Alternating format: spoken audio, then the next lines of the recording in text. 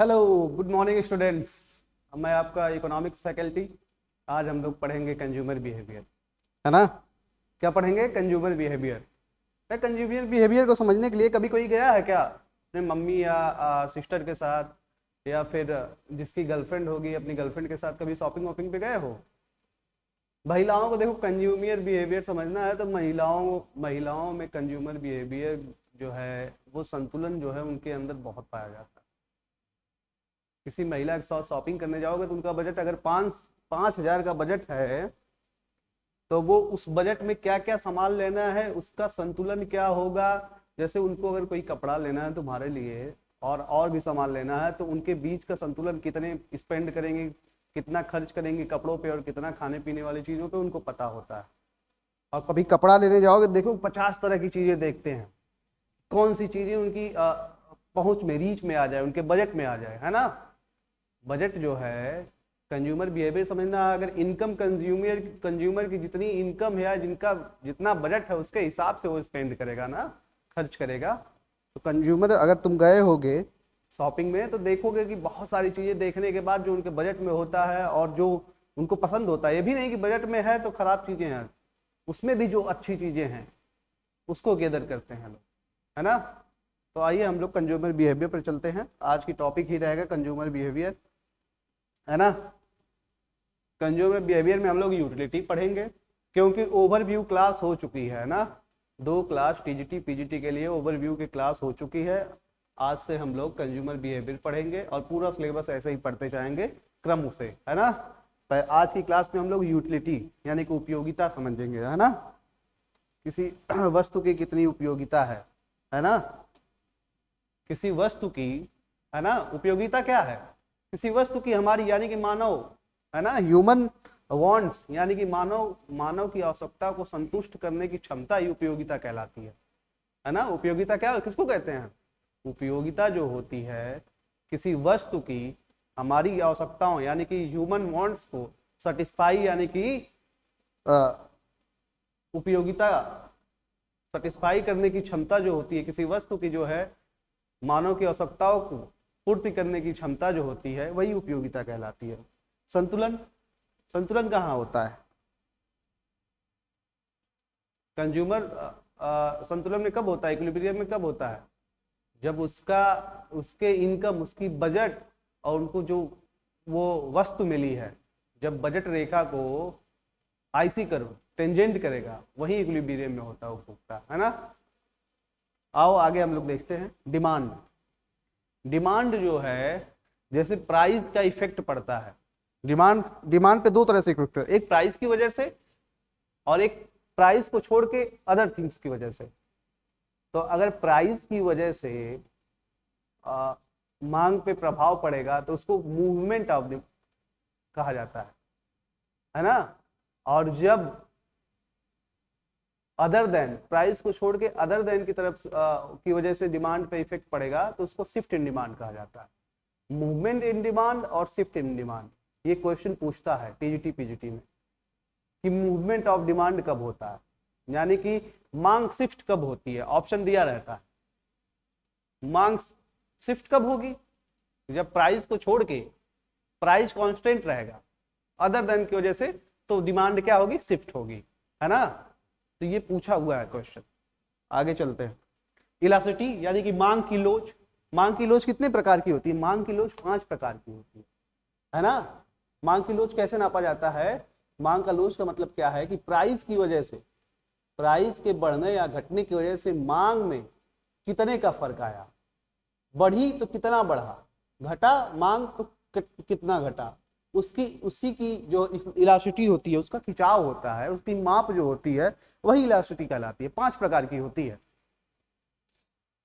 जैसे अगर 10 रुपए की कोई वस्तु है वो बढ़ के 20 रुपए हो, अगर 10 रुपए की वस्तु में हम लोग 10 सामान खरीद रहे हैं, कोई वस्तु 10 खरीद रहे हैं, वही सामान बढ़ के 10 रुपए की जगह क्या हो गया, 20 रुपए की हो गया। तो हम मांग अगर मेरी घट गई, है ना, अगर 20 रुपए हुआ तो मांग घटी 5 पे आ गई, हमारी उस वस्तु की मांग जो है 5 पे आ गई, है ना। तो इसी की माप को इलास्टिसिटी के अंदर रखा जाएगा। यही माप 5 प्रकार की होती है ना। आगे हम लोग पढ़ेंगे। चलो, उपयोगिता, यूटिलिटी, है ना, किसी वस्तु की आवश्यकता, यानी कि हमारी किसकी, ह्यूमन वांट्स, मानव की आवश्यकता को संतुष्ट करने की शक्ति ही उपयोगिता कहलाती है। संतुष्ट करने की शक्ति ही क्या कहलाती है, उपयोगिता कहलाती है ना। उपयोगिता का फार्मूला देखो, टोटल यूटिलिटी, है ना।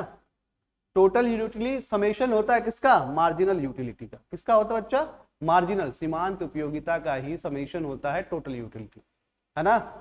मार्जिनल, और मार्जिनल यूटिलिटी बराबर होता है टोटल यूटिलिटी एन माइनस, ना, total utility n minus total utility n minus 1 ना। या फिर इसको ऐसे भी लिख सकते हैं कि मार्जिनल यूटिलिटी बटा पर change in total utility, change in total utility बटा में चेंज इन क्वांटिटी, है ना, ऐसे भी कह सकते हैं।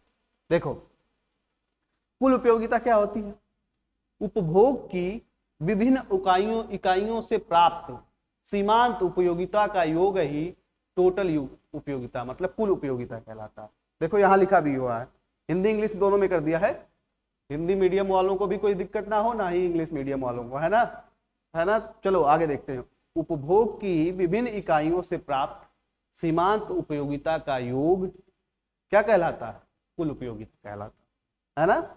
सीमांत उपयोगिता किसी वस्तु की एक अतिरिक्त इकाई के उपभोग से, है ना, किसी वस्तु की एक अतिरिक्त इकाई के उपभोग से कुल उपयोगिता में जो वृद्धि या कमी, जो वृद्धि या यहां कमी भी कर सकते हो, कमी होती है, वही क्या होता है, सीमांत उपयोगिता होती है ना। क्या होती है, सीमांत उपयोगिता होती है। आइए आगे चलते हैं। देखो, घटती सीमांत उपयोगिता का नियम, जैसे जैसे उपभोक्ता किसी वस्तु की अतिरिक्त इकाइयों का उपभोग करता जाता है, प्रत्येक अगली इकाई से मिलने वाली सीमांत उपयोगिता घटती सीमांत उपयोगिता है। ये घटती law of diminishing marginal utility जो दिया है, गॉसन का फर्स्ट नियम है। किसका, गॉसन का।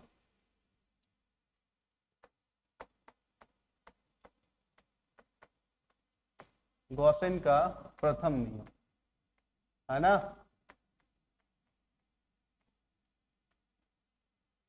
क्या कहा जाता है इसको, गॉसन का फर्स्ट नियम, है ना, law of diminishing marginal utility, है ना। और इसका सेकंड नियम है इक्वी मार्जिनल यूटिलिटी, इसको आगे देखेंगे।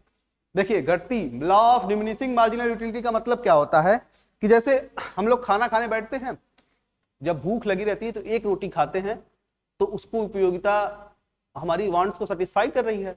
जैसे जैसे हम रोटी की क्वांटिटी बढ़ाते जाते हैं, जब जैसे जैसे हमारी भूख बढ़ती जाती है, तो क्या होता है, हमारी उपयोगिता धीरे धीरे घटती है। 4 रोटी खाया, उसके बाद 5वीं रोटी जब खाएंगे तो पेट भरा रहेगा, तो अब उसकी उपयोगिता कम लगेगी। पहली वस्तु की अपेक्षा, पहली रोटी की अपेक्षा तीसरी रोटी की उपयोगिता कुछ कम होगी, क्योंकि पेट तो बढ़ता जा रहा है ना। फिर चौथी रोटी की, जब चौथी रोटी खाओगे तो उसकी उपयोगिता और कम होगी तीसरी की अपेक्षा। 5वीं खाओगे तो 5वीं की अपेक्षा, चौथी की अपेक्षा 5वीं की यूटिलिटी कम लगेगी, है ना। जब तुम्हारा पेट भर जाएगा तो एक समय तक मार्जिनल यूटिलिटी शून्य हो जाएगी। जब तुम्हारा पेट एकदम भर जाएगा, अब तुम्हें आवश्यकता नहीं होगी खाने की, तो वहां मार्जिनल यूटिलिटी क्या होता है, शून्य हो जाता है। अगर तुम उसके पेट भरने के बाद भी अगर रोटी खा रहे हो तो उसकी उपयोगिता तो शून्य, वो माइनस में चला जाएगा, मार्जिनल यूटिलिटी उसकी माइनस में हो जाएगी, है ना। तो यहां लिखा हुआ है, देखो, जैसे जैसे किसी वस्तु का हम अब उपभोग कर रहे हैं तो हमारी टोटल यूटिलिटी क्या है, बहुत तेजी से बढ़ती है। यहां क्या है, बढ़ती दर से बढ़ रही है। कैसे बढ़ रही है, यहां टोटल यूटिलिटी जो है हमारी, ये कैसे बढ़ रही है, बढ़ती दर से बढ़ रही है ना। कैसे बढ़ रही है बच्चा, बढ़ती दर से, देखो बहुत तेजी से साथ बढ़ रही है, जैसे जैसे हम शुरू में उपभोग कर रहे हैं, है ना। दूसरे वस्तु के बाद जब हमारी उपयोगिता, जब हमें वो चीज मिल गई है, तो धीरे धीरे घटना, यहाँ घटती दर से बढ़ रही है। मार्जिनल टोटल यूटिलिटी क्या रही है, यहाँ घटती दर से बढ़ रही है। और मार्जिनल यूटिलिटी क्या है, पहले पहली रोटी खाए, पहले चाहत तो हमारी वांट्स तो ज्यादा थी ना, तो मार्जिनल यूटिलिटी ऊपर से चालू हो रही है। जैसे जैसे हम वस्तु का उपभोग कर रहे हैं, हमारी मार्जिनल यूटिलिटी घटती जा रही है। क्या हो रही है, डिमिनिशिंग हो रही है, क्या, मार्जिनल यूटिलिटी। देखो, जैसे जैसे किसी वस्तु का उपभोग बढ़ता जा रहा है, वैसे मार्जिनल यूटिलिटी घटती जा रही है, घटती जा रही है, घटती जा रही है।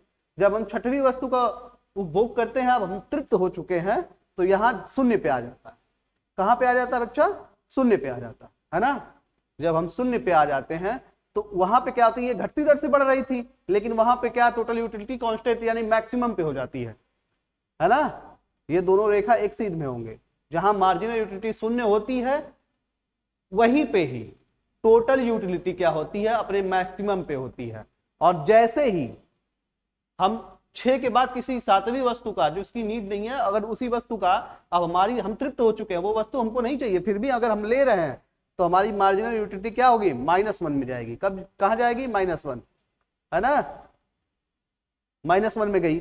जैसे ही हम लोग माइनस में जाते हैं, वैसे ही टोटल यूटिलिटी क्या होती है, घटनी चालू हो जाती है ना। टोटल यूटिलिटी क्या है, मार्जिनल यूटिलिटी का समेशन है। जैसे ही हमारी ये माइनस में गया, वैसे ही कमी आने लगेगी, तो टोटल यूटिलिटी आप जो है कि धीरे धीरे घटने लगता है ना। तो इसको ध्यान रखेंगे, ये गॉसिन का फर्स्ट नियम है, law of diminishing of marginal utility कहा जाता है इसको। जैसे जैसे हम उपभोग की किसी वस्तु की अतिरिक्त इकाई का उपभोग करेंगे, प्रत्येक अगली इकाई से मिलने वाली जो है सीमांत उपयोगिता घटती जाती है ना। अब आते हैं नेक्स्ट पे, क्या, गॉसेन का सेकंड नियम, equi marginal utility, equi marginal sum सीमांत उपयोगिता का नियम। और ये जो है किस पे आधारित है, गणनावाचक पे। हम किसका, गणनावाचक दृष्टिकोण। गणनावाचक दृष्टिकोण का मतलब है कि मार्शल ने दिया था गणनावाचक, कि हम यूटिलिटी को नंबर्स में काउंट कर सकते हैं। किसने कहा, मार्शल ने कहा। मार्शल ने क्या कहा कि हम गणना जो है, गणनावाचक उपयोगिता क्या है, गणनावाचक है ना, मार्शल ने कहा। और आपके कौन, एजवर्थ, हिक्स और एलन, ये तीनों लोगों का था कि यूटिलिटी को हम काउंट नहीं कर सकते, उसको रैंक दे सकते हैं, है ना, कि पहला रैंक, दूसरा रैंक, तीसरा, काउंट नहीं कर सकते हैं, है ना, उसको रैंक कर सकते हैं कि हमें कितनी उपयोगिता मिल रही है पिछली की अपेक्षा अगली की, है ना। तो ये पूछता है कि गणनावाचक दृष्टिकोण उपयोगिता को लेके किसका है, तो मार्शल का है। क्रमवाचक यानी कि ऑर्डिनल अप्रोच किसकी है, तो आपके हिक्स और एलन की है। किसकी है, हिक्स और एलन की, हिक्स और एलन की। इसको ध्यान रखेंगे, है ना। देखिए, सीमांत उपयोगिता नियम, है ना, equi marginal utility, equi marginal utility, है ना, क्या है, equi marginal utility, equi marginal utility, है ना। और यहां क्या है, सम सीमांत उपयोगिता नियम, है ना। तो उपभोक्ता अपनी आय को इस प्रकार खर्च करता है कि प्रत्येक वस्तु पर खर्च किए गए अंतिम रुपए से प्राप्त सीमांत उपयोगिता बराबर हो, है ना। यहां लिखा हुआ है, a consumer maximum satisfaction by spending income so that the marginal utility of the last rupee spent on each commodity is equal, है ना। सम सीमांत उपयोगिता क्या कहता है कि अगर उपभोक्ता अपनी आय का या अपनी आय को इस प्रकार खर्च करे, है ना, कि प्रत्येक वस्तु पर खर्च किए गए उसकी जो अंतिम रुपया है, रुपए से जो सीमांत जो उपयोगिता सम सीमांत उपयोगिता वही कहलाएगी, है ना। जो उपयोगिता उसको मिलेगी अंतिम रुपए से प्राप्त होगी सीमांत उपयोगिता, वह उसके बराबर होगा, क्या, सम सीमांत उपयोगिता। तो यहां लिखा हुआ है कि मार्जिनल यूटिलिटी ऑफ एक्स बटा में प्राइस ऑफ एक्स बराबर हो गया दूसरी वस्तु के मार्जिनल यूटिलिटी ऑफ वाई बटा में प्राइस वाई, और बराबर हो गया किसके, मार्जिनल यूटिलिटी ऑफ मनी, यानी कि मुद्रा की जो उपयोगिता है उसके बराबर हो जाएगा, है ना। क्या, price of marginal utility of x बटा में प्राइस ऑफ एक्स बराबर मार्जिनल यूटिलिटी ऑफ वाई बटा में प्राइस। ये फार्मूला पूछा हुआ है, ये फार्मूला पूछा हुआ है ना, सम सीमांत उपयोगिता का फार्मूला पूछा हुआ है एग्जाम में। तो बताएंगे क्या, सम सीमांत उपयोगिता की मार्जिनल यूटिलिटी ऑफ एक्स बटा में price of x equal to होगा मार्जिनल यूटिलिटी ऑफ वाई बटा में प्राइस ऑफ वाई। और ये दोनों किसके बराबर होंगे, ये दोनों बराबर होंगे मार्जिनल यूटिलिटी ऑफ मनी। किसके बराबर होंगे बच्चा, मार्जिनल यूटिलिटी ऑफ मनी के, है ना। तो इसको ध्यान रखा जाएगा। आगे चलते हैं, यूटिलिटी देखो, utility can be measured in number. क्रमवाचक दृष्टिकोण क्या कहता है, गणनावाचक दृष्टिकोण से कहा जाता है कि जो अजम्पशंस है इसके, है ना, क्या है अजम्पशन, यानी कि शर्तें क्या है कि unity can be measured in number. गणनावाचक दृष्टिकोण कहता है कि हम नंबर में इसको क्या कर सकते हैं, काउंट कर सकते हैं, है ना। पहली यूटिलिटी मतलब उपयोगिता बढ़ती जा रही है, 1 2 3 के रूप में हम गणना काउंट कर सकते हैं। किसने कहा था ये गणनावाचक दृष्टिकोण? मार्शल ने दिया है। किसने दिया है? मार्शल ने दिया है ना। इसको ध्यान रखेंगे, आगे चलते हैं। क्रमवाचक दृष्टिकोण, ऑर्डिनल अप्रोच, और इसमें जो फार्मूला होगा मार्जिनल, क्या मार्जिनल, ये देखो मार्जिनल रेट ऑफ सेटिस्फैक्शन ना, marginal rate of substitute. Substitute यानी कि जो एक वस्तु होगा, जैसे दो वस्तु के बीच में हम जो है पढ़ते हैं उपयोगिता अगर निकाल रहे हैं, समसीमांत उपयोगिता, दो वस्तु, किसी एक वस्तु के उपभोग या दूसरी वस्तु के उपयोग से दूसरी वस्तु पे क्या पड़ेगा। अगर मान लो दो वस्तु है, हमारा बजट 100 रुपए है, तो अगर मान लो 50-50 रुपए दोनों पे हम कर रहे हैं तो बराबर खर्च हो रहा है। अगर मुझे वाई जो है, वाई वस्तु, हमको एक्स वस्तु की वैल्यू ज्यादा चाहिए, हमको मान लो 6 वस्तु, हमको 6 चाहिए, तो हम 6 वस्तु एक्स की खरीदने के लिए जो वाई पे जो रुपया खर्च होगा उसको तो कम करेंगे, क्या करेंगे, उसको कम करेंगे। तो उसको क्या होगा, वाई वस्तु का हम जो सेक्रीफाइस करेंगे, वही क्या होता है गणनावाचक दृष्टिकोण में, उसका होता है कि मार्जिनल रेट ऑफ क्या सब्स्टिट्यूशन, हम कितना छोड़ रहे हैं किस वस्तु को, वाई को, किसके लिए, एक्स के लिए। तो जिसको हम छोड़ेंगे वो ऊपर रहेगा, है ना, जिसको हम सेक्रीफाइस करेंगे तो वो क्या होगा, चेंज इन गुड्स वाई बटा में चेंज इन एक्स, यानी कि वाई जो सेक्रीफाइस हो रहा है वो हमेशा ऊपर रहेगा, और जिस जो गेन करेगा, जो वस्तु हमें चाहिए, है ना, वो एक्स हमेशा नीचे रहेगा। ये क्वेश्चन जो है कई बार आया हुआ है, इस पे भी लोगों को ध्यान नहीं रहता है, कह देता है क्या कि मार्जिनल रेट ऑफ सब्स्टिट्यूशन का फार्मूला बताओ, है ना, या ऐसे कहेगा कि किसी वस्तु को, किसी बजट सेट में किसी वस्तु की मात्रा, किसी यक्स वस्तु की मात्रा बढ़ाने के लिए हम वाई को त्याग करते हैं, उसका फार्मूला बना, किसी दूसरी वस्तु का त्याग करते हैं, उसका फार्मूला बताइए, मार्जिनल रेट ऑफ सब्स्टिट्यूशन का फार्मूला बताइए। तो क्या फार्मूला होगा कि जिसको हम सेक्रीफाइस करेंगे, यानी कि goods y, change in good y ऊपर रहेगा और बटा में चेंज इन एक्स। ये कई बार पूछा है, ध्यान में नहीं रहता है और ये क्वेश्चन गलत हो जाता है ना। देखो यहाँ बताया भी गया है कि गुड वाई है, एक्स है, और इधर वाई है ना, वाई इधर रहेगा, एक्स, है ना।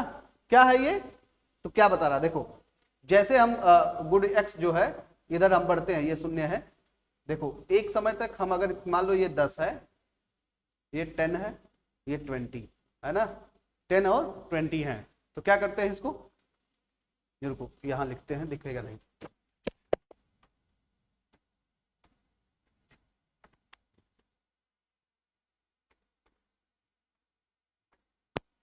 है ना। जैसे अगर मान लो हम y का 10 वस्तु परचेज कर रहे हैं, 10 वस्तु y का परचेज कर रहे हैं और x का भी 10, है ना, दोनों मीटअप कर रही है ना, दोनों का बराबर। अगर मान लो हमें वस्तु अपना जो बजट है आईसी करवाए जो हमारा बन रहा है, क्या अगर मान लो हम 10 वस्तु का ए का, अगर मान लो x का 10 वस्तु हम उपभोग कर रहे हैं तो y का 20 कर रहे हैं, उस समय क्या कर रहे हैं हम, y का 20 कर रहे हैं। ये क्या है, आईसी कर्व, ये मेरा कॉम्बिनेशन दिखा रहा है, क्या 20 y का और 10 x का, है ना। ये क्या हमारे जो बजट में आ रहा है वो बजट जो है दिखा रहा है, यहाँ हमारा कॉम्बिनेशन क्या बन रहा है, हम 20 वस्तु y की ले रहे हैं तो 10 x की कर रहे हैं, जो हमारा बजट है उसमें। अगर हमें x की मात्रा बढ़ानी हो, हमें x की जो है x वस्तु की मात्रा हमें ज्यादा चाहिए, है ना, क्योंकि भाई हमारी आवश्यकता है ज्यादा x की, हम y को कम कर सकते हैं, जो y में कमी करेंगी x की वजह से, हमें x लेना है तो y में कमी करनी पड़ेगी ना, तो वही कमी क्या बताता है, मार्जिनल रेट ऑफ सब्स्टिट्यूशन, है ना, क्या बताता है, मार्जिनल रेट ऑफ सब्स्टिट्यूशन। देखो यहां का जैसे ही हम x की 20 वस्तु खरीदे, वैसे ही घट के क्या हो गया, y की 10, हमें 10 की सेक्रीफाइस करना पड़ा, 10 का क्या सेक्रीफाइस, यही चेंज इन वाई यानी कि 20 माइनस 10 यानी कि 10। हमारा चेंज इन वाई क्या आएगा 10।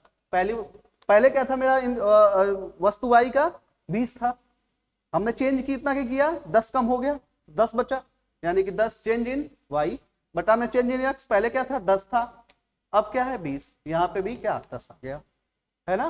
तो वही ये फॉर्मूला है कि मार्जिनल रेट ऑफ सब्स्टिट्यूशन बराबर होगा चेंज इन इनकम बटाने में change in good x good y बटा में चेंज इन गुड एक्स। और जिसको सेक्रीफाइस करेंगे वो ऊपर रहेगा, जिसको गेन करेंगे, हमने क्या किया यहाँ एक्स वस्तु का गेन किया ना, तो इसको क्या है वो हमेशा नीचे रहेगा, जो गेन रहेगा वो हमेशा नीचे रहेगा, और जिसको हम सेक्रीफाइस करेंगे वो हमेशा ऊपर रहेगा। ये बार बार कंफ्यूज करता है, इसलिए आपको बार बार बता रहा हूं, है ना। क्रमवाचक दृष्टिकोण क्या कहता है कि उपयोगिता केवल तुलना यानी रैंक की जा सकती है, उपयोगिता की तुलना की जा सकती है कि हमें पहले वस्तु से कितनी उपयोगिता मिली, उसकी रैंक दूसरे वस्तु से कर सकते हैं कि दूसरे से हमें कितना, उसको रैंक में हम डिनोट कर सकते हैं ना। उदासीनता वक्र यानी कि आईसी कर्व, क्या आईसी कर्व, है ना। ये दो वस्तुओं के विभिन्न संयोग को बताता है, आईसी कर्व दो वस्तुओं के विभिन्न संयोग को बताता है जो उपभोक्ता को समान संतुष्टि प्रदान करता है।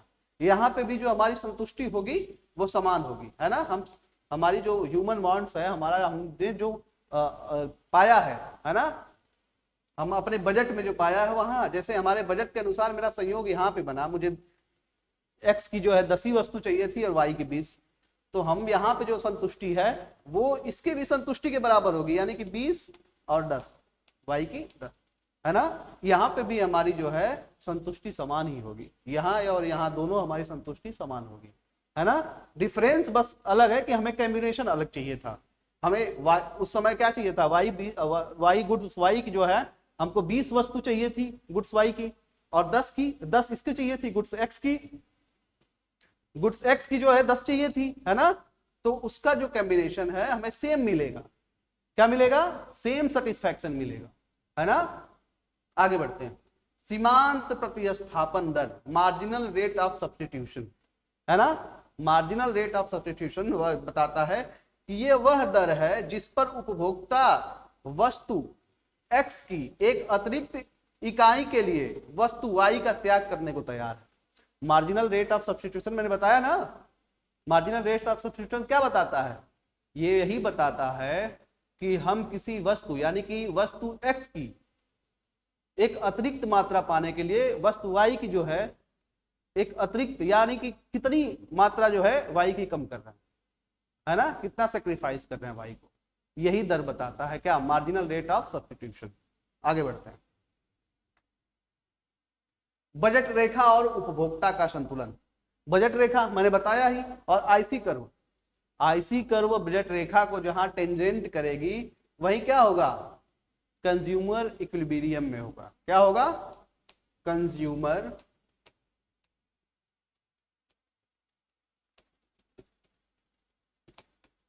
इक्विलिब्रियम में होगा, है ना।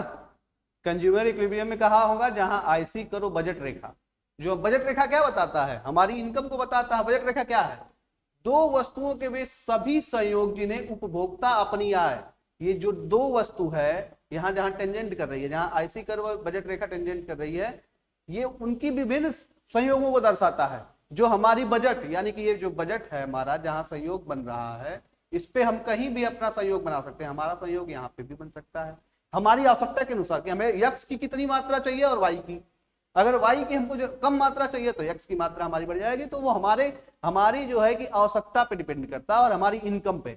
ये कर्व यही इतना बताता है कि दो वस्तुओं के वे विभिन्न संयोगों जिन्हें उपभोक्ता अपनी आय और दी गई कीमत पे, जो वस्तु की कीमत है हमारी आय और वस्तु की कीमत पर खरीद सकता है ना, वही बताता है बजट रेखा। क्या बताता है कि हमारी आय और दोनों वस्तुओं की कीमत जो हमें चाहिए वस्तु, वही वो दोनों जो है जिस कीमत पे जो संयोग बनेगा इन दोनों का, वो बजट रेखा वही बताता है। बजट रेखा क्या बताएगा, हमारी आय और दोनों वस्तुओं की कीमत पर खरीदा जो जा सकता है, जो हमें मिल सकता है उस बजट में, वस्तुओं की जितनी मात्रा वो उतना ही बताएगा, है ना। संतुलन की शर्तें क्या होती हैं, इसका ढाल क्या होता है, प्राइस ऑफ एक्स बटा में प्राइस ऑफ वाई। अगर बजट रेखा का ढाल पूछेगा तो क्या बताओगे, कि प्राइस ऑफ एक्स बटा में प्राइस ऑफ, है ना। ये क्या है, कर्व का ढाल, बजट रेखा का ढाल होता है कि प्राइस ऑफ एक्स बटा में प्राइस ऑफ वाई, है ना।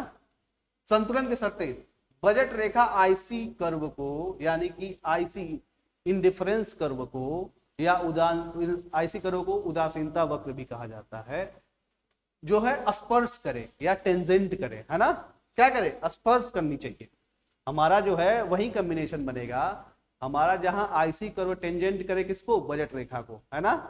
तो इसकी ध्यान रखेंगे। और आईसी का ढाल जो है कीमत रेखा का ढाल होता है, आईसी रेखा का ढाल बराबर होता है कीमत रेखा के ढाल, है ना।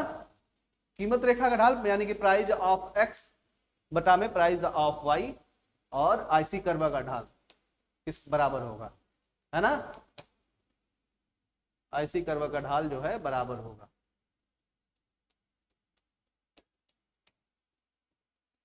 चलो आगे बढ़ते हैं, है ना। इसको ध्यान रखेंगे, मार्जिनल रेट ऑफ सब्स्टिट्यूशन बराबर होगा कीमत अनुपात के, कीमत अनुपात यानी कि प्राइस ऑफ एक्स बटा में प्राइस ऑफ वाई, है ना। मार्जिनल रेट ऑफ सब्स्टिट्यूशन बराबर किसके होगा, कीमत अनुपात के, यानी कि प्राइस ऑफ एक्स, कीमत अनुपात क्या है, प्राइस ऑफ एक्स बटा में प्राइस ऑफ वाई, वही तो अनुपात है कीमत का, है ना।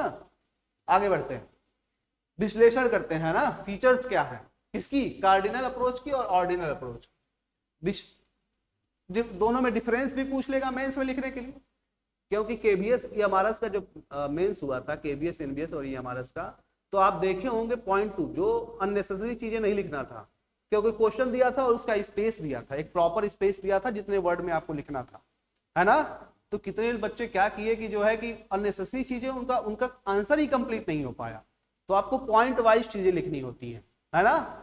जैसे 125 वर्ड में आपको लिखने हैं तो आप बहुत सारी चीजें तो नहीं लिख सकते हैं, तो आपको पॉइंट वाइज चीजें याद होनी चाहिए, पॉइंटर बने होने चाहिए। देखो डिफरेंस पूछेगा तो आप बताएंगे कार्डिनल अप्रोच जो है किसने दिया था, इसके प्रवर्तक कौन है, पाइनियर कौन है, अल्फ्रेड मार्शल, और गणनावाचक के हिक्स और एलन कौन है, मैंने आपको बताया भी, है ना। कौन है, कार्डिनल अप्रोच के मार्शल ने महोदय ने दिया आपको कार्डिनल अप्रोच, किसका, उपयोगिता का कार्डिनल अप्रोच, है ना।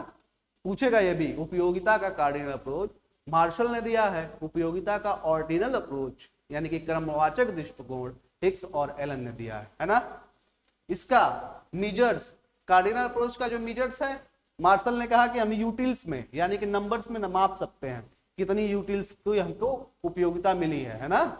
और ये हिक्स और एलन ने कहा कि हम प्राथमिकता दे सकते हैं कि हमें एक वस्तु से जितनी उपयोगिता मिली हमें तीसरी से कितना मिल रही है, हम इसको क्या कर सकते हैं, प्राथमिकता दे सकते हैं और रैंक दे सकते हैं कि हमारे रैंक में पहली वाली ऊपर रहेगी कि तीसरी वाली, वो हमारी इच्छा और हमारी चाहत के अनुसार, हमारी ह्यूमन वांट्स के अनुसार होगा। किसने कहा, हिक्स और एलन ने क्या कहा, क्रमवाचक दृष्टिकोण के बारे में कि हम रैंक कर सकते हैं उपयोगिता को। अब मार्शल ने कहा कार्डिनल अप्रोच में कि हम यूटिल्स में नाप सकते हैं, नंबर्स में माप सकते हैं। और जो कार्डिनल अप्रोच है जो लॉ काम करेगा, law of diminishing marginal utility का नियम जो है लागू होता है। और वहीं ऑर्डिनल अप्रोच में मार्जिनल रेट ऑफ सब्स्टिट्यूशन का नियम, मार्जिनल रेट ऑफ यानी सीमांत प्रतिस्थापन दर जो है लागू होता है। क्या लागू होता है, सीमांत प्रतिस्थापन दर लागू होता है ना बच्चा, इसको ध्यान रखेंगे। ये पॉइंट्स बहुत इंपॉर्टेंट हैं, इन तीनों पॉइंट से क्वेश्चन आए हैं। और स्टेटमेंट दिया है कि कार्डिनल अप्रोच के बारे में बताइए, निम्न स्टेटमेंट है कार्डिनल अप्रोच के बारे में कौन से सही है, दे देगा marginal cardinal rate cardinal approach, Marshall के दे देगा कि हिक्स ने दिया है, हिक्स और कंफ्यूज करने के लिए स्टेटमेंट दे देगा कि हम कार्डिनल अप्रोच को यूटिल्स में माप सकते हैं, तो ओनली 2 सही होगा, 1 गलत होगा, है ना। तो ऐसे फंसाता है, नेट में भी और टीजीटी पीजीटी में भी काफी क्वेश्चन आए हुए हैं। पीवाईक्यू जब सॉल्व करोगे आप, मैं करवाऊंगा हर चैप्टर के बाद, या फिर जब हम एक यूनिट खत्म कर लेंगे तो उस यूनिट में जितने चैप्टर हैं उसका सारा एक साथ जो हम पीवाईक्यू करेंगे, पीवाईक्यू करेंगे ना, प्रीवियस ईयर के क्वेश्चन पेपर देख लेंगे, टीजीटी पीजीटी एनबीएस केवीएस सबके देखेंगे, मिक्स क्वेश्चन देखेंगे जो टीजीटी पीजीटी के लेवल का हो और हमारे एग्जाम में इंपॉर्टेंट हो, है ना, उसको भी हम लोग देखते हुए चलेंगे। चलो आगे बढ़ते हैं। ये देखिए the theory of demand. Demand क्या है? डिमांड मैंने ओवरव्यू वाले क्लास में भी बताया था कि जो हमारी डिजायर है, जो हमारी आवश्यकता है, हमारी डिजायर है, उसके लिए हम कितना पे कर सकते हैं, है ना, और हमारे पे करने की क्षमता क्या है, हमारा बजट क्या है, पे करने की क्षमता क्या है। एक तो मांग 2-3 फैक्टर से डिपेंड करती है। एक हमारी डिजायर, उस वस्तु के लिए चाहत हमारी होनी चाहिए, है ना, उस वस्तु की चाहत तो होनी चाहिए ना हमारी, है ना, कि हम उस वस्तु को कितना चाहते हैं, है ना। उसके बाद डिजायर के बाद जो है हम जो है कि कितना पे कर सकते हैं, हमारी पे करने की कितना पे कर सके, विलिंगनेस, यानी कि हम कितना उस पे करना चाहेंगे। और पे करना चाहेंगे तो वो ठीक की बात है, लेकिन हमारी एबिलिटी क्या है पे करने की। पता चला वो वस्तु 7,000 की हो, हमारी बजट है 5,000 का, तो हम नहीं ले सकते हैं, तो वो डिमांड नहीं सर। ये तीनों चीजें बराबर होनी चाहिए, मैच करनी चाहिए। जब तीनों चीजें मिलेंगी, मेरी डिजायर मिलेगी, एबिलिटी टू पे मिलेगा, है ना, और एबिलिटी टू पे और विलिंगनेस टू पे, ये तीनों जब एक साथ मैच करती है तब डिमांड होता है उस वस्तु की, है ना। तो ये दिखा भी रहा है मांग का सिद्धांत। मांग एक निश्चित समय और कीमत पर, एक निश्चित समय और कीमत पर वस्तु को खरीदने की इच्छा और क्षमता और तत्परता, वस्तु की खरीदने की इच्छा यानी कि आपका डिजायर, वस्तु और खरीदने की क्षमता भी होनी चाहिए यानी कि विलिंगनेस टू पे, है ना, और एबिलिटी टू पे, विलिंगनेस टू पे तत्परता, और एबिलिटी टू पे यानी कि क्षमता हमारी बताता है ना। ये जब तीनों मैच करेंगे तो वो डिमांड कहलाएगा, है ना। मांग का नियम क्या कहता है कि अन्य बातें समान रहें, अगर जो है अन्य बातें समान रहें, other thing remain constant, then, है ना, वस्तु की कीमत गिरने से मांग बढ़ती है और वस्तु की कीमत बढ़ने से मांग घटती है। वस्तु की कीमत प्राइस और क्वांटिटी, है ना, कीमत बढ़ने पर, प्राइस बढ़ने पर जो डिमांड है, प्राइस और डिमांड में कैसा संबंध होता है, विपरीत संबंध होता है, इनवर्स रिलेशन होता है। कैसा होता है, प्राइस और डिमांड में अगर अदर थिंग्स रिमेन कांस्टेंट है, यानी कि अन्य चीजों के समान रहने पर क्या होगा, प्राइस की वजह से अगर हमारी डिमांड घटती या बढ़ती है तो क्या होगा, वो डिमांड क्या है वो मांग का नियम है, क्या है, लॉ ऑफ डिमांड कहलाएगा, है ना। क्या कहलाएगा, लॉ ऑफ डिमांड। आगे बढ़ते हैं। इसका कर्व देख लीजिए, विपरीत संबंध बताता है कि अगर मान लो ये y है, ये x है ना, क्वांटिटी, ये प्राइस है, प्राइस का है, इधर क्वांटिटी है। अगर मान लो प्राइस बढ़ के यहां हो गया तो हम क्वांटिटी इतना ही तो लेंगे, ये 0 है, 1 2 3 4 5, है ना। अगर मान लो प्राइस घट गई तो हम वस्तु की डिमांड जो है दूसरी वस्तु पे कर लिए, है ना। आगे ऐसे ही प्राइस और कम हो जाती है तो मैं 3 वस्तु का डिमांड करूंगा, और प्राइस कम हो गई तो हम 4 वस्तु की डिमांड करेंगे, और प्राइस कम हो गई तो हम 5 वस्तु की डिमांड करेंगे, है ना। तो क्या होता है, इनवर्स रिलेशन। और इसका डिमांड जो कर्व होगा वो क्या होगा, घटता हुआ कर्व होता है। इसका ढाल जो होता है घटता हुआ होगा, है ना। कैसा होगा, निगेटिव स्लोप होगा। इसका स्लोप कैसा है, निगेटिव स्लोप, ना। तो ये भी है, विपरीत संबंध पाया जाता है किसमें, प्राइस और डिमांड में। अगर प्राइस बढ़ रही है तो डिमांड कम होगा, अगर प्राइस घट रहा है तो डिमांड बढ़ जाएगा। अगर किसी वस्तु की प्राइस बढ़ के 10 से 20 हो गई तो हम उस वस्तु की जो है कि डिमांड कम कर देंगे, है ना। तो चलिए आगे की क्लास हम लोग नेक्स्ट क्लास में रिज्यूम करेंगे। आगे सिलेबस पूरा कंप्लीट करते हुए ये चीजें आपकी बची हैं, यहाँ से हम कल देखते हैं, है ना। चलिए, बेस्ट ऑफ लक।